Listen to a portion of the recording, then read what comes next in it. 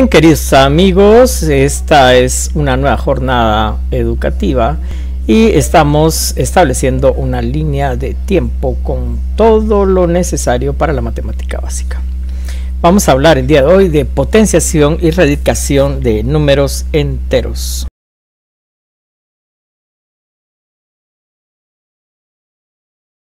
Bueno, en el conjunto de los números enteros tenemos varias operaciones. Por ejemplo, la operación suma o juntar, y aquí tenemos un entero a más un entero b, nos da un entero c. Eso ya lo hemos discutido por la propiedad de cerradura. Ahora bien, la operación inversa a juntar o sumar es la resta, que quiere decir separar. Por ejemplo, si a la suma total, que es c, le quitamos el sumando b, nos va a dar el sumando a como resultado. Y si a la suma total le restamos el sumando a, o le quitamos o le separamos el sumando a, vamos a tener como resultado el sumando b. La siguiente operación a mencionar es la de multiplicar enteros. Multiplicar es esencialmente repetir la suma. Por ejemplo, si tenemos a más a más a más a, no es conveniente escribir esto, sino que tendremos que decir que la a está 4 veces, o dicho de otra forma, estamos multiplicando 4 por a, cualquiera que sea el valor de la a. Luego, genéricamente, vamos a decir que 4 multiplicado por a, siendo a cualquier entero, nos va a dar un producto p, que es todavía indefinido o desconocido, debido a que el valor de a no está definido, no está conocido. Ahora bien, tenemos que dividir, es revertir la multiplicación. Dividir es básicamente deshacer la multiplicación. ¿Cómo lo podemos hacer acá? Si nosotros tomamos el producto final de la operación 4a y lo dividimos entre el factor 4, vamos a tener como resultado el otro factor, el factor a. Mediante la división estamos encontrando a partir del producto y el producto dividido entre uno de los factores el otro factor. También, de la misma manera, si tomamos el producto y lo dividimos entre el factor a, vamos a obtener el factor 4. Y ahora, cuando hablamos de potenciación, vamos a decir que la potenciación es esencialmente repetir la multiplicación. Veamos por analogía con la suma. Si la suma está repetida o se repite un sumando, recurrimos a la multiplicación.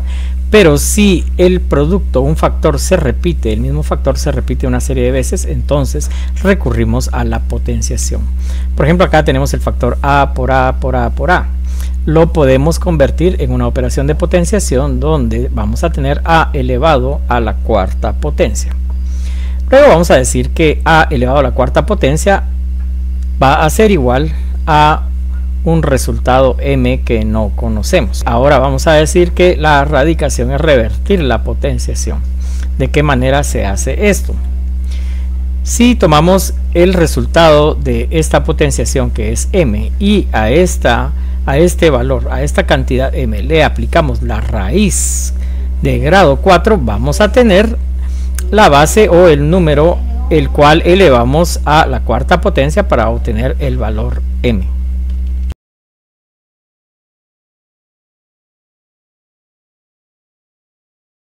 Ahora que ya sabemos que la radicación es la operación que revierte el efecto de la potenciación, vamos a ver los elementos en la simbología de las operaciones de potenciación y radicación. Tenemos el lado de la potenciación, los símbolos z elevado a la n igual p. Z es un entero, también es llamado base, n es el exponente, siempre va a ser entero y positivo, y p es la potencia. En el lado de la radicación tenemos el símbolo de radicación, z es un entero, también llamado radicando, n es el índice radical y r es la raíz. En el caso de la potenciación, la potencia de un entero, cualquiera que sea su exponente, siempre va a ser un número entero. Pero en el caso de la radicación, la raíz de un entero no es un entero en muchísimos casos. Esta limitante en la radicación de los enteros da origen a otro conjunto de números que se llama conjunto de los números irracionales. Es decir, como la división nos crea una limitación en la división de enteros y nos motiva a crear el conjunto de los números racionales, así la radicación nos motiva a crear un conjunto llamado de números irracionales. Eso lo veremos más adelante.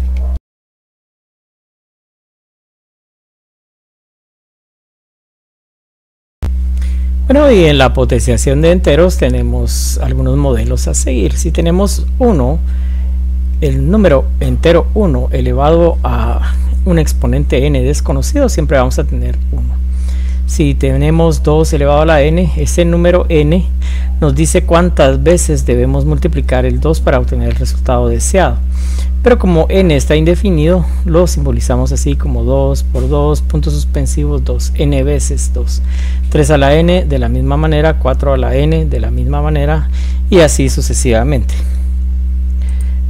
De tal manera que aquí tenemos dos elementos en la potenciación de enteros. A es un número llamado base, es el número que vamos a multiplicar, y n es un número llamado exponente que indica cuántas veces vamos a multiplicar la base por sí misma.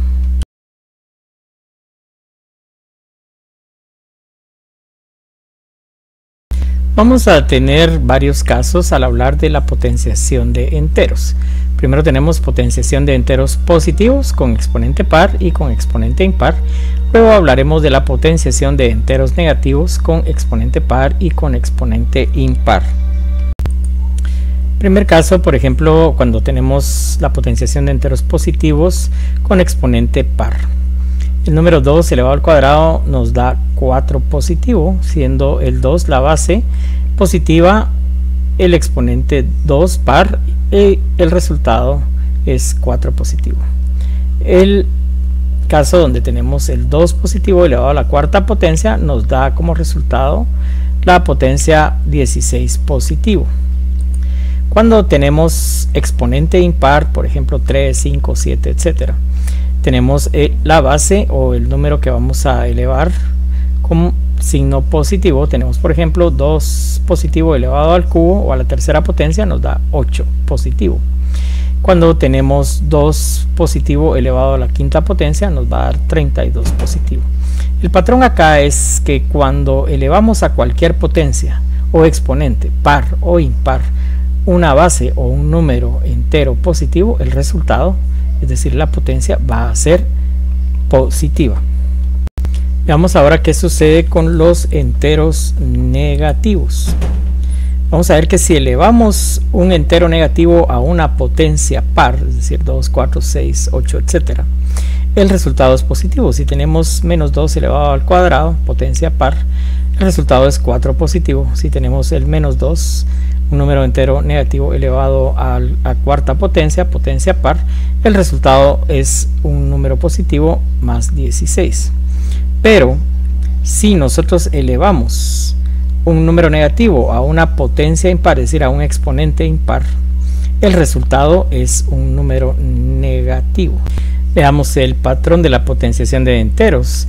La potenciación de enteros va a dar resultados negativos únicamente cuando la base o el número que se está elevando es negativo y la potencia, es decir, el exponente, es impar. En todos los otros casos, el resultado es de signo positivo.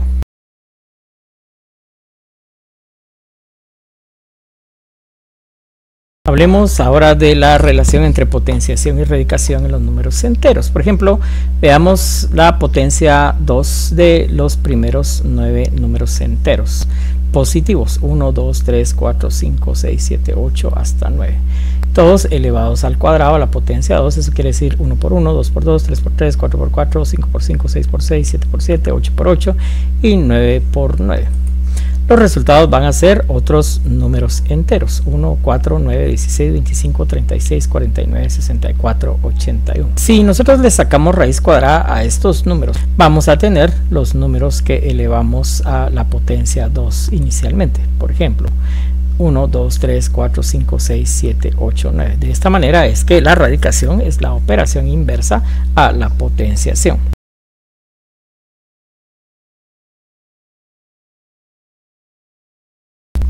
Hablemos ahora de las limitaciones de la radicación en el conjunto de los números enteros. Para poder ejemplificarlo, tenemos aquí un sector o un segmento de la recta numérica donde tenemos representados los números enteros positivos de 0 a 100. 0, 10, 20, 30 hasta llegar hasta 100. Luego sabemos que en esos números, en esos segmentos o en esos intervalos de números, 81 tiene raíz cuadrada exacta, para hablar de raíz cuadrada. 64, 49, 36, 25, 16, 9, 4 y 1 tienen raíz cuadrada exacta, para hablar de raíz cuadrada. Esto quiere decir que la radicación, la raíz cuadrada de estos números es un número entero, que como ya habíamos visto es 1, 2, 3, 4, 5, 6, 7, 8 y 9. Esas son las raíces cuadradas de estos números. Pero ¿qué sucede entonces con los otros números? Pues simple y sencillamente y lamentablemente, los números, por ejemplo, entre 81 y 64, todos los números que están entre 81 y 64, siendo números enteros, no tienen raíz cuadrada exacta. Y su raíz cuadrada no es un número entero. Y así sucesivamente. Entonces, la radicación nos da como resultado un número entero solo en ciertas condiciones, ya sea raíz cuadrada, cúbica, etc.